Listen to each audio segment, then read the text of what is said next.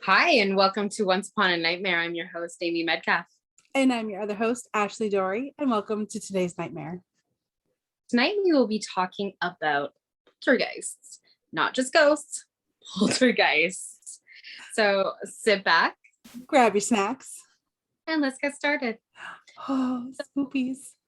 Yeah, speaking of spookies, okay, so I think I kind of told you this earlier, but I want to just say it face to face. Well, face to face. Face to face.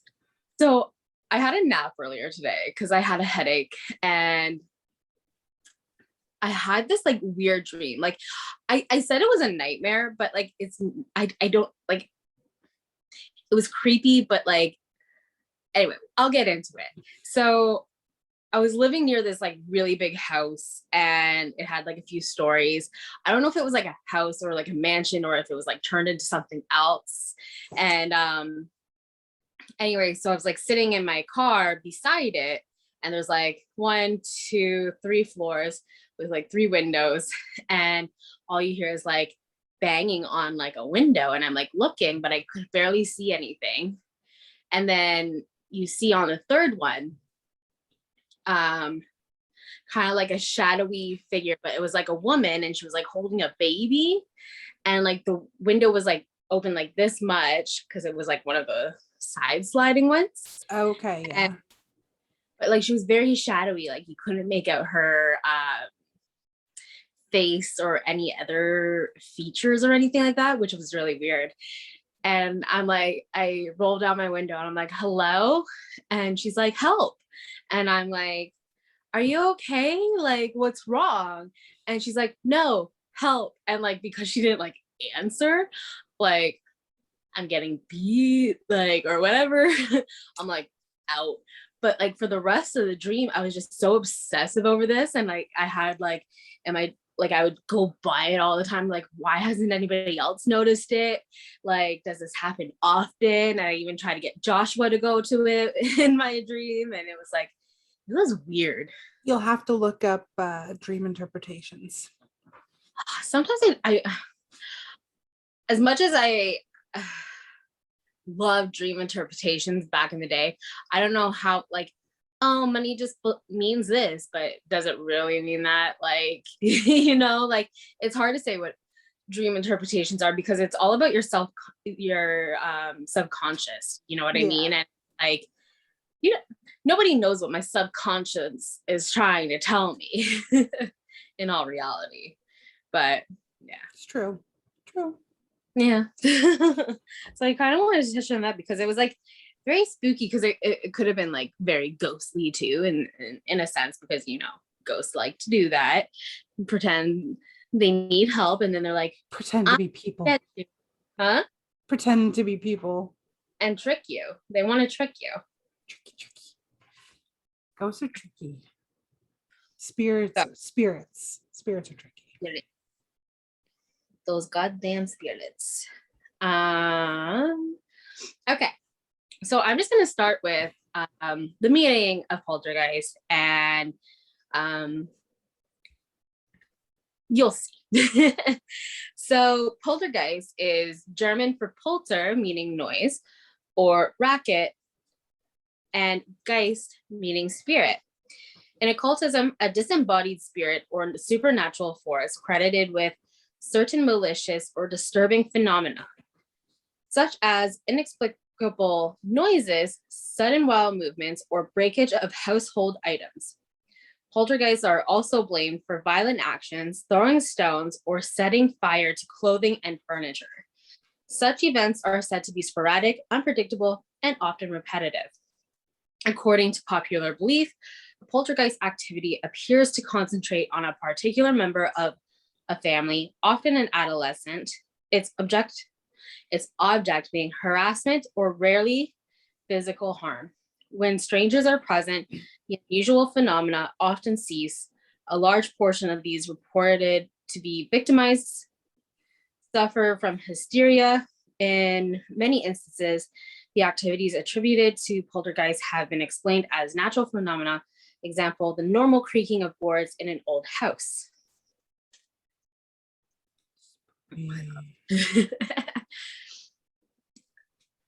when I was younger, when I lived with my godparents, this was just after my mom died, right?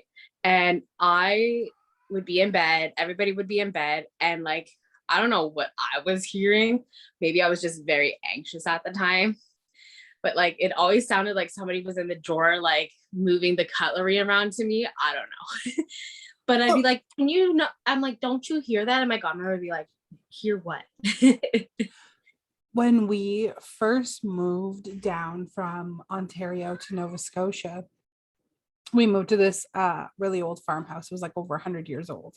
Used to be an inn on the old Halifax highway back in the day. Like it was a big to do place, you know, everybody stopped there. It was just what happened, right? Yeah. There was in my bedroom, and so the way the house was, you would walk in the front door, and you would be in like the front hallway area, and then off to the left would be the living room. If you went straight, it would take you to the dining room. There was another little like living room that my parents made their bedroom, to the left, and if you went to the right, it was the kitchen. In the kitchen, there were stairs at the back. So you would walk to the back of the kitchen, go up these little stairs, like servant stairs.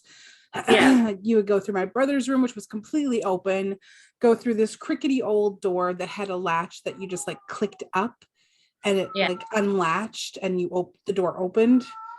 I'm sorry, my cat's freaking out in the background, so you might be hearing him too. And then in my room was a door to the unfinished part of our house. Yeah.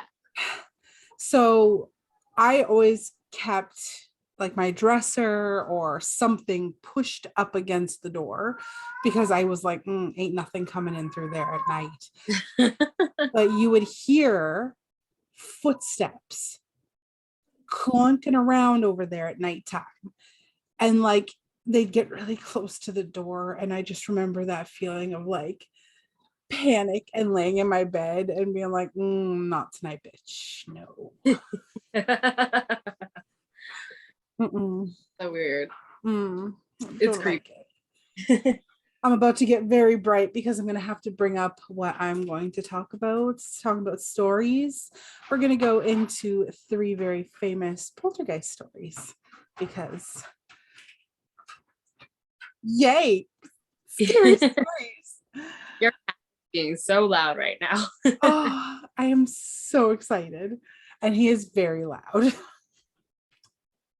So 3 famous poltergeist cases that will definitely creep you out or give you the heebie-jeebies. We're going to preface this by chairs move about by themselves, walls shake from loud, unexplained banging, water drips from a ceiling, hairbrushes disappear for days, only to reappear in their place on the dresser. These are some of the classic symptoms of a poltergeist haunting. From the German for noisy ghost, a poltergeist refers to phenomena usually credited to mischievous. Thank you. Mischievous spirits or ghosts, and are characterized by psychokinesis or other physical manifestations. Although ghosts may sometimes be involved, most poltergeist incidents are kind of psychic phenomena, usually centered around a living agent. Cases have been cited almost since the beginning of recorded history. 3 famous cases have taken place in the 20th century, gaining notoriety, perhaps because they've been extensively investigated, reported, and in some cases even photographed and videotaped. The first one on the list tonight, ladies and gentlemen, is the Thornton Heath poltergeist.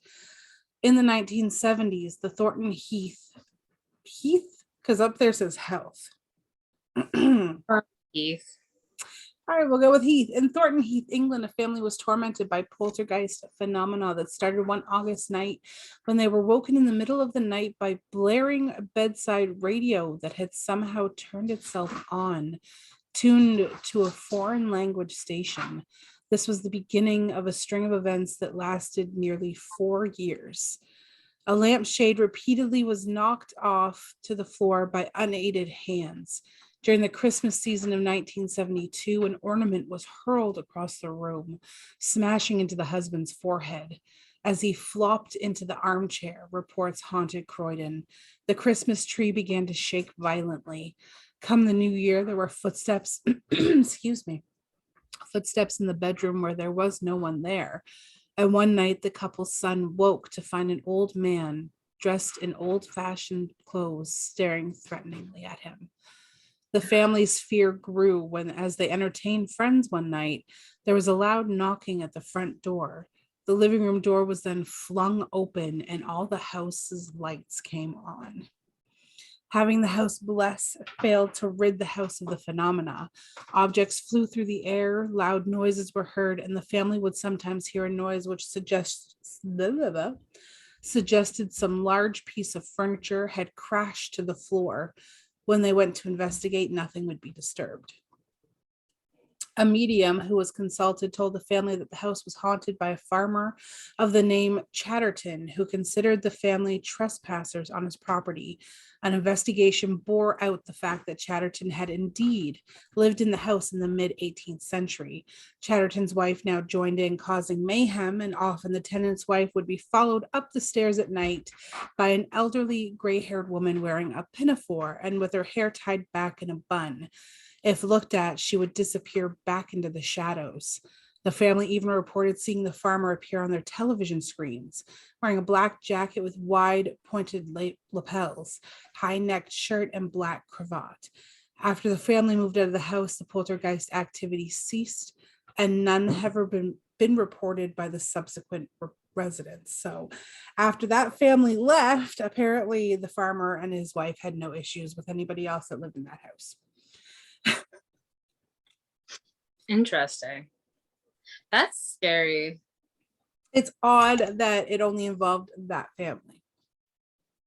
That's where I have a heart, even though this was fully investigated and like reported, and there were reports done on this, multiple reports by different people. It's still like, why only them? Maybe I mean, I know they do say it's centered around certain people. Certain people. On like the energies they bring off, right? It's true.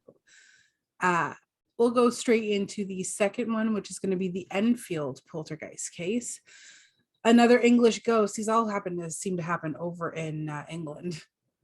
This one in Enfield in North London made headlines in 1977.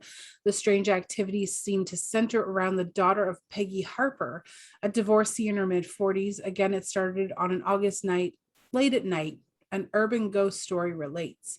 Janet, aged 11, and her brother Pete, aged 10, complained that their beds were jolting up and down and going all funny. As soon as Mrs. Harper got to the room, the movements had stopped. As far as she was concerned, her kids were making it all up. Fair assumption from a mother. Especially when they don't.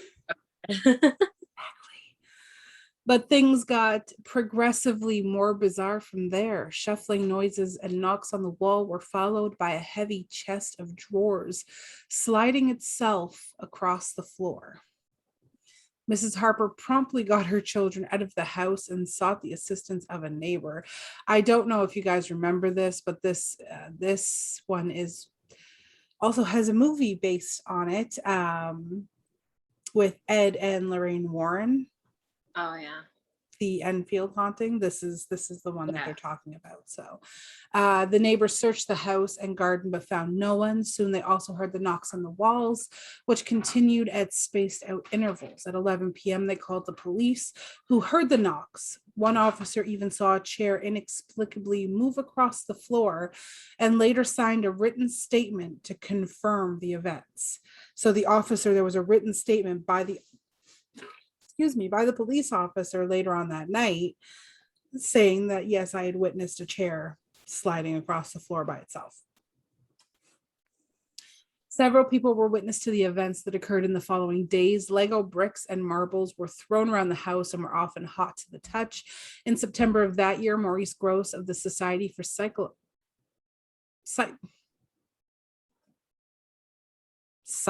Research. That's an odd word. Came to invest that tripped me out there for a second. Sorry, guys. Came to investigate. Gross claims that he experienced the strange happenings. First, a marble was thrown at him from an unseen hand, and he saw doors open and close by themselves. He claimed to feel a sudden breeze that moved up from his feet to his head. Gross was later joined in the investigation by writer Guy Leon Playfair, and together they studied the case for 2 years. The knocking on the walls and the floors became almost a nightly occurrence. Furniture slid across the floor and was thrown down the stairs. Drawers were wrenched out of dressing tables. Toys and other objects would fly across the room. Bedclothes would be pulled off. Water was found in mysterious puddles on the floor. There were outbreaks of fire followed by inexplicable extinguishing. The case became decidedly unnerving when the spirits revealed themselves through Janet. Speaking in a deep, gravely voice, the spirit announced that his name was Bill and he had died in the house, a fact that has been verified. The voices and the phenomena have been recorded on tape and film, and Playfair has written a book about the case called This House is Haunted. Despite the documentation, however, much controversy surrounds the case. Skeptics claim that the case is nothing more than the work of a very clever and mischievous little girl, Janet. The poltergeist activity always stopped when she was watched closely, and when she was taken to a hospital for several days to be tested for physical or mental abnormality, the phenomena ceased in the house. Some researchers believe that Janet taught herself to speak in the strange male voice, and that photos of her levitating in her bedroom merely caught her jumping off her bed. Was this poltergeist case just the result of an attention-seeking 11-year-old? I don't think cameras were fast enough to capture you just, well, maybe depending on if you timed it right, but she would have to really time that if it was just her. Like, it's not like now where we could easily do it.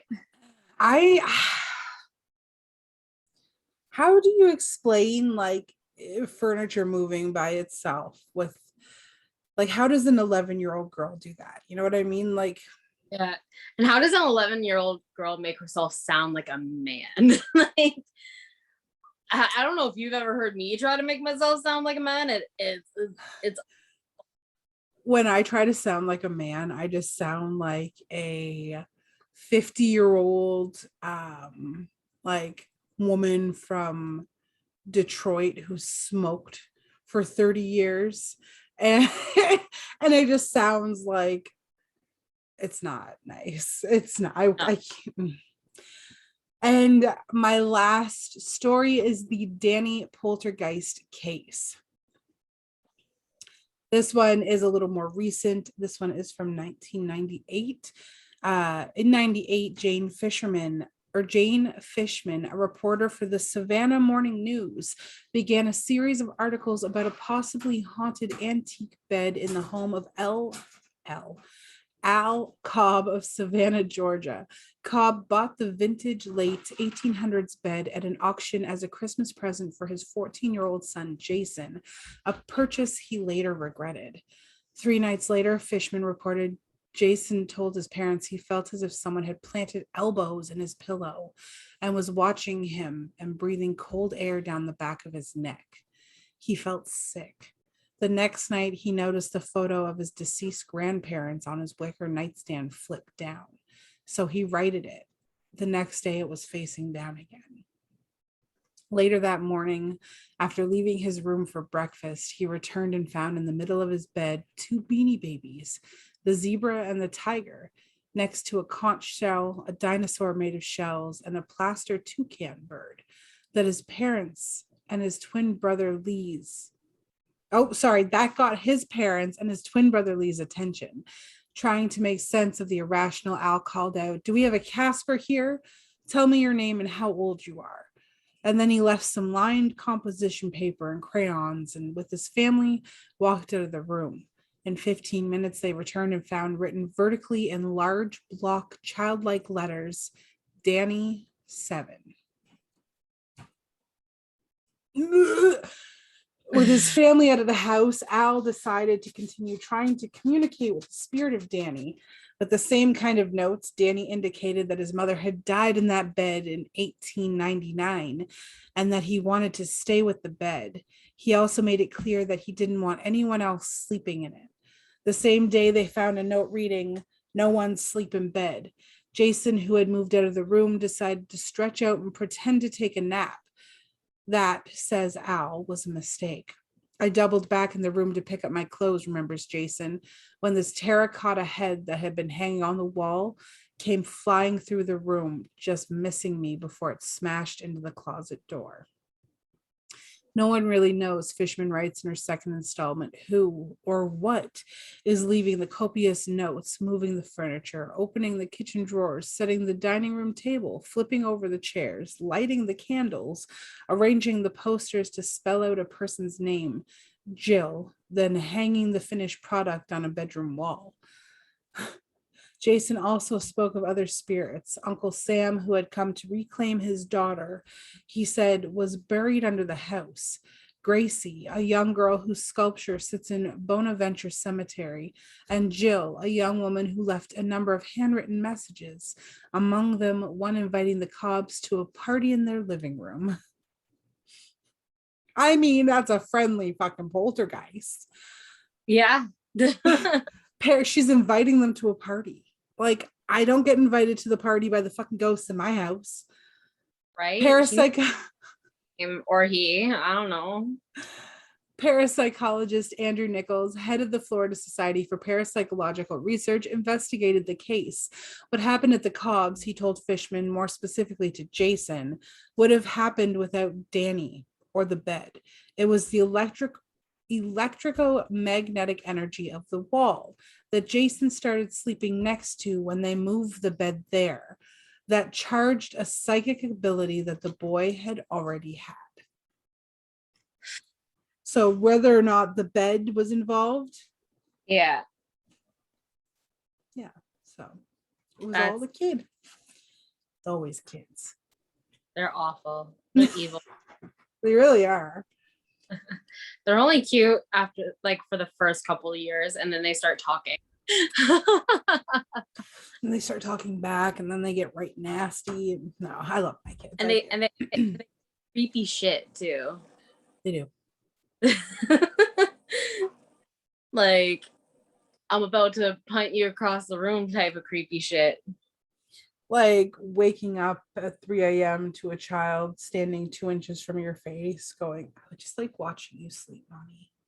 Please get away from me. No, I don't want this tonight. I was having a good sleep. Thank you, Satan. Thank you, Satan. It's even worse now because, okay, so their room flooded.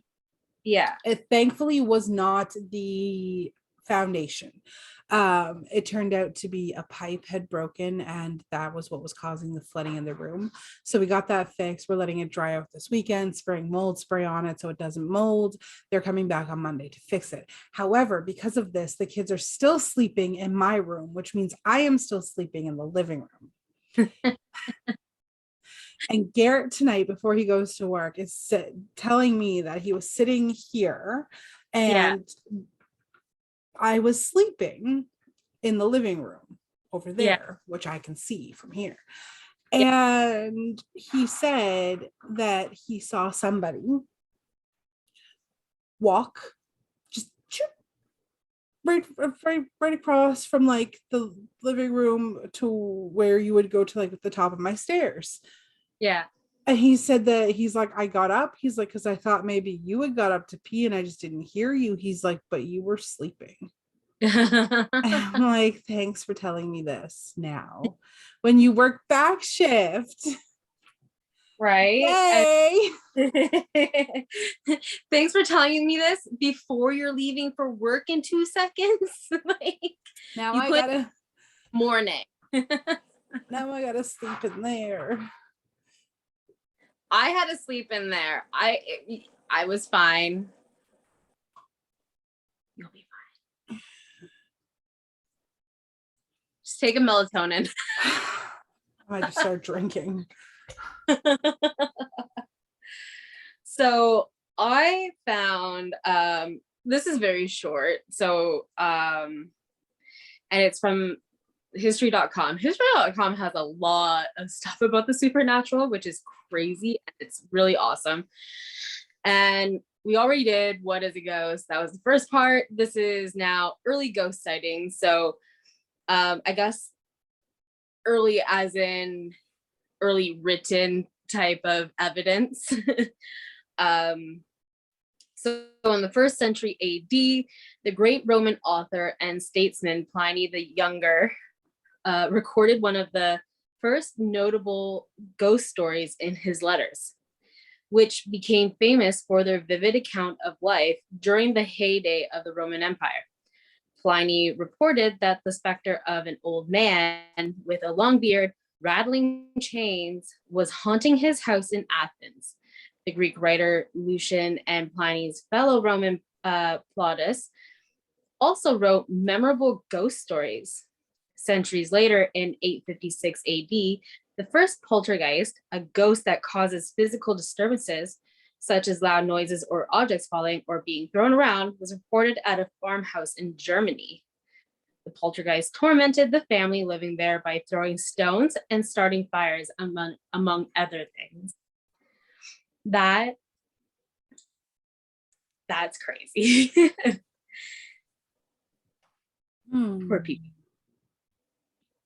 And then we wonder why, like, they were very like scared of everything. Well, I try to think like, okay, I hate wearing headphones. I'm sorry, I'm fidgeting. But I think that, so look at like the case of Moby Dick, right? And I know I'm boring, get over it. Anyway, look at the case of Moby Dick. They would see this big thing and then they would freak out, right? And it would just turn out to be like a whale's penis. Like, that's how like the Kraken kind of started. Yeah, it was just a whale's penis because they didn't understand. Loch Ness monster is a whale's penis too. It's something's penis. It's probably an animal's penis. Notice how everything starts, like every problem starts with a penis. Yes. Yes. Anyways, continue. That was the end of it. No more. So, three famous historical ghosts, one of the most frequently reported ghost sightings in England, again, England, dates the 16th century Anne Boleyn, the second wife of King Henry VIII and Queen Elizabeth I, was executed at the Tower of London in May 1536. After being accused of witchcraft, treason, incest, and adultery. What? Are you really surprised about incest? Who'd she do? Who didn't she do, apparently? I don't know. I can't remember. I remember reading a lot about Anne Boleyn, but Bob's your uncle?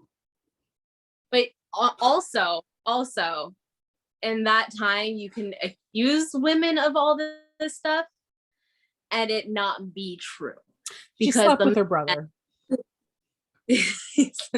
Maybe. I want a divorce. She slept with her brother. A lot of King Henry's issues was that his wives never gave him a male heir. And that's probably what it basically was. Yeah, probably. And that's why he always killed them. Anyway, even though it was his own fault. So sightings of Boleyn's ghost have been reported at the tower as well as in various other locations, including her childhood home, Hever Castle in Kent.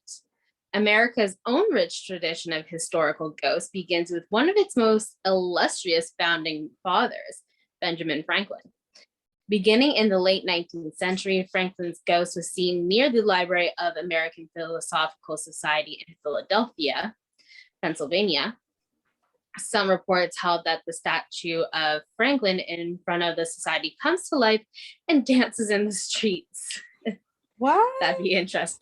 I want to see that. They must have had like an acid, somebody slip acid into the town water supply.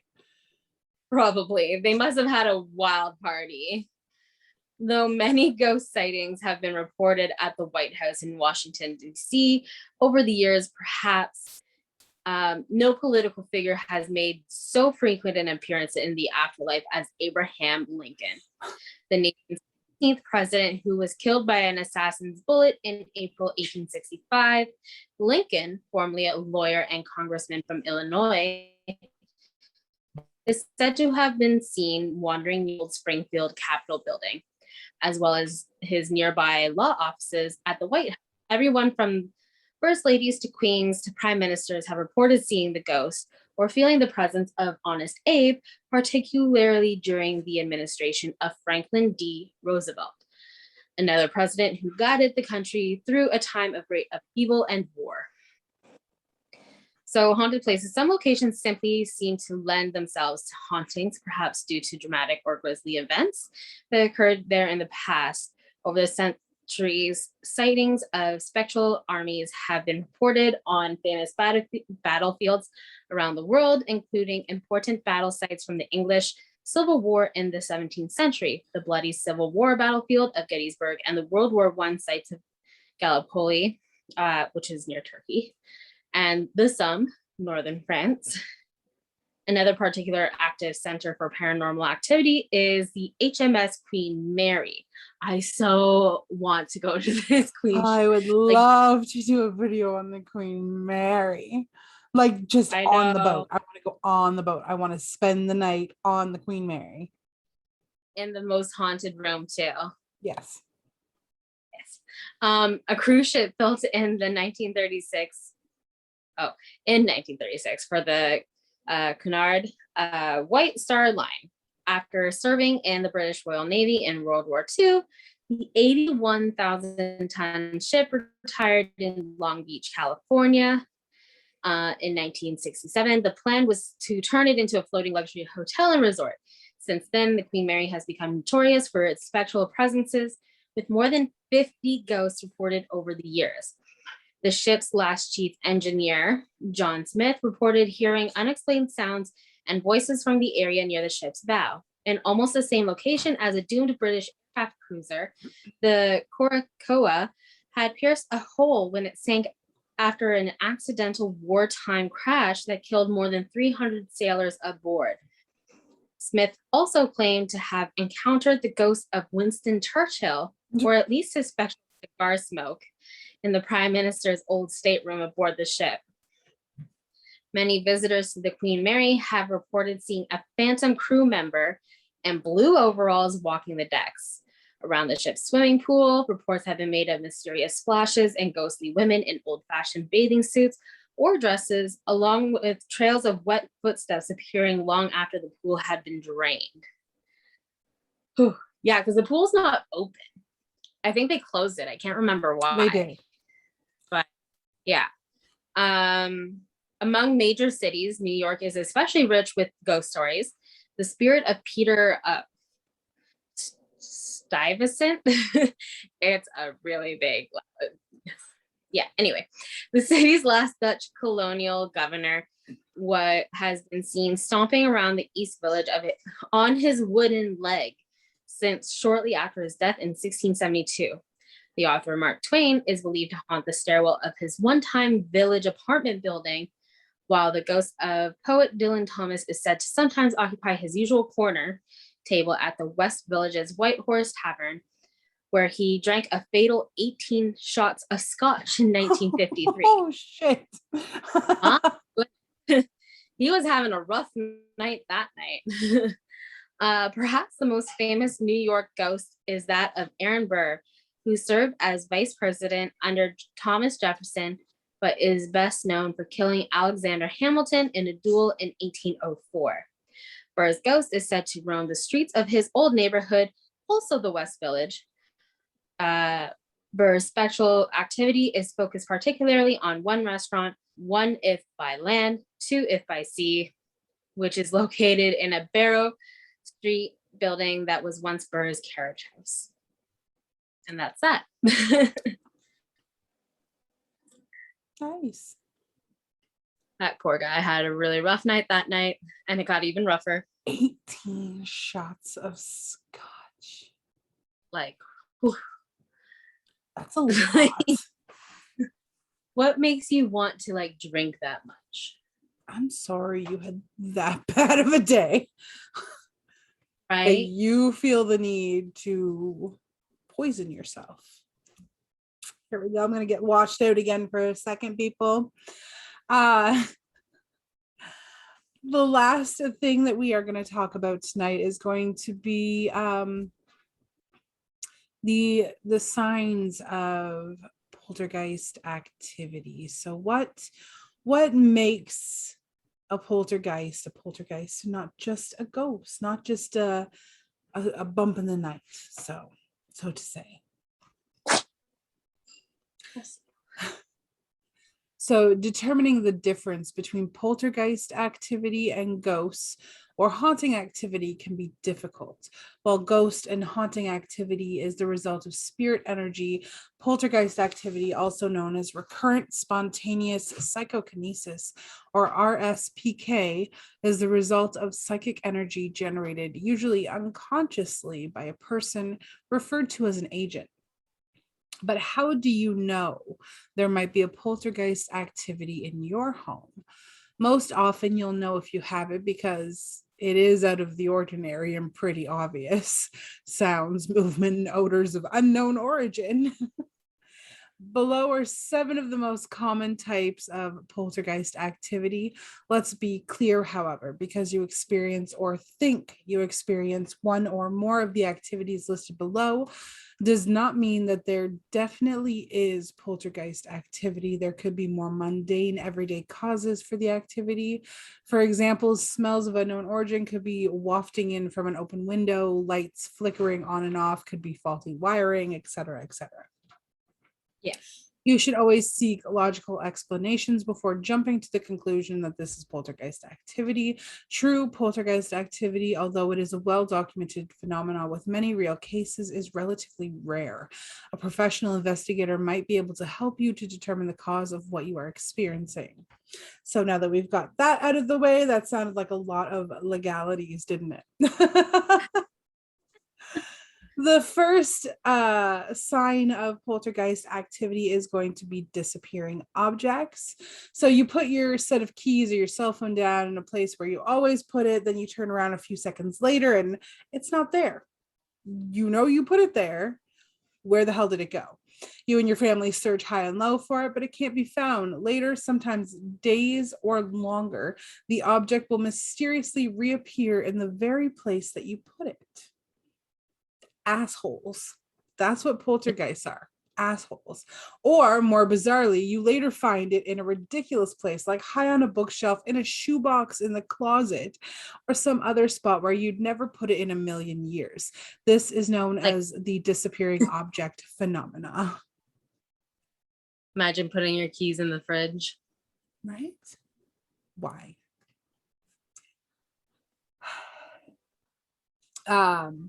2, objects levitating or being thrown. You're sitting there watching TV, totally engrossed in a dramatic movie, when suddenly the bowl of popcorn you've been munching on rises from the coffee table, floats through the air for a few feet, then drops on the floor. Or you're having a loud argument with your teenage daughter, and as she storms out of the room, books and knickknacks come hurling off of the bookcase, as if reacting to the young girl's anger. The movement of physical objects like this can be quite dramatic and can be as slight as a box of Tic Tacs sliding a few inches across the tabletop, or as amazing as a heavy refrigerator levitating off of the kitchen floor. I do have to say that I have genuinely seen somebody picked up off of the floor by unknown hands before. a human being was. I would, this is a story. Oh, I got just okay, let me get through this, and then real quick before we end this episode, uh I'll give you a little snippet because there's some personal info and I have to make sure it's okay for me to share the story before I actually share it online because it involves other people. Anywho, um, so moving of objects. Number 3, scents and odors. No one in your house smokes, yet on occasion, the distinct smell of cigarette or cigar smoke can be detected in the bathroom, or as you're dressing for bed, suddenly the overpowering scent of lilacs fills the room. As stated above, all kinds of smells can enter your home from the outside, even from a passing car. So, such scents might not necessarily mean poltergeist. It might also be a sign of ghost activity, as they might be associated with a spirit or with a residual haunting. Both of which at some point we will probably go over. Number 4, electrical interference. Johnny is having a tough time in school, and sometimes when he enters the living room with that scowl on his face, the overhead light and lamps flicker. Leave it to freaking kids. Or it's 3 o'clock in the morning and you're shocked out of sleep by the stereo in the den turning on full blast, and it doesn't have a remote control that could set it off accidentally, either from inside or outside the house. Number 5, power from nowhere. That antique clock on the fireplace mantle hasn't worked in years, but it's a family heirloom and you like how it looks there, so you've kept it. Quite suddenly, it begins to chime and the second hand resumes moving, even though the clock hasn't been wound up in 10 years. Maybe it's 9:15 p.m. and the little kids are sound asleep in bed when suddenly Billy's little choo-choo train begins to chug across the living room floor. You think that's odd, but you switch it off and put it back down. A few minutes later, the little train starts up again. Thinking there's something wrong with the switch, you open the battery compartment to remove the batteries, but there's no batteries in it. See, this is why I don't like children's toys that make noise. I've had because I've worked in daycares, and there was this one daycare, and like sometimes like the toys would just like turn on and you wouldn't be anywhere near it, and I'm like, no, turn it off and everything. I'm like, okay, bye. Like, this is not for me. Yeah, it's unsettling. I've had it happen to me with Lila's baby toys where they've just gone off in the middle of the night by themselves, and it's like, thanks, no thanks, okay, bye. So for future reference, when Joshua and I have a baby, please no toys that move or make noises. Okay, So they all the can toys rattle. that move and make noises. No, I swear Fire to God, trucks. I will just send them. I will just send them to your house. Go for it. You think I'm not used to that? You can have them all. All right, so we're almost done with the signs of a poltergeist haunting. Number 6 is knocks, rappings, footsteps, and other noises. When you're in your office trying to balance a checkbook, but you find it hard to concentrate when your husband is in the other room banging on the wall for some reason. You go to investigate, but then remember your husband is out bowling. He isn't even home. No one else is. So where's that knocking coming from? Or the family is at the kitchen table, deep in a heated game of Monopoly. Suddenly, all the chatter stops when everyone's attention is drawn to the sound of footsteps coming up the basement stairs. Dad checks it out, but of course, there's no one there. Number 7, physical attacks. 12-year-old Alyssa can't stand how her parents are always fighting. The constant yelling and screaming are driving her crazy. She sits on the floor in the corner of her room, crying with her face in her hands. She winces from the sudden pain in her back. When she checks it in a mirror, she finds fresh scratches. Or the poltergeist activity, from unexplained bangs to flying coffee pots, has been escalating at the Furman household, and young Becky seems to be the center of it all. It got its worst when visiting Uncle Donald received sharp slaps across the face, seemingly from an unseen hand. Physical attacks such as these have been documented in cases such as the Bell Witch and the Amherst Poltergeist, but they are exceedingly rare and occur only in even the most severe cases. do you recognize a poltergeist? An experienced paranormal investigator or parapsychologist might be able to help you determine if what is taking place in your home is poltergeist activity or a haunting, which can sometimes exhibit similar effects, or whether there is a logical, non-paranormal explanation. In the case of a poltergeist, the investigator will look for other factors, since poltergeist activity is a psychic effect rather than a spirit-based one. The investigator should try to determine who the agent is, the person who is generating the telekinetic activity. Various kinds of stresses can be the cause of activity, including emotional, physical, psychological, and even hormonal stresses. So the investigator should try to examine personal and family dynamics, and very well might need to seek the help of therapists or counselors. However, most cases of poltergeist activity are short-lived, lasting only days or a few weeks. It's rare indeed that they stretch out for months or more. Most of the time, they just fade away on their own. So, worst case scenario, you get yourself a poltergeist, just give it a couple of days. It'll probably go away. Yeah. If it doesn't, for emotion, or maybe talk to somebody. Get your emotions in check. Take out the hormonal teenager or something. I don't know. Send them to live with their grandparents for a little bit. I don't know. Do something. Boarding school, let that happen there. Military school. It's a good one. Oh. Yeah. It'll knock the telekinetic shit right out of them. Trust me. Right? Yeah. They'll be but yeah, so quickly here, I've actually seen a person levitate off of a floor. I would say a good 1.5 feet up, like somebody had picked them up with their hands under their armpits, and they just stayed there for a minute before they were thrown backwards. And like, it still seems completely surreal to me that it happened, and I would absolutely love to share this. So I will get in contact with the people that the story happened with and get their permission to share what went down. And I will let you guys in on that story because it's a good one. Yeah.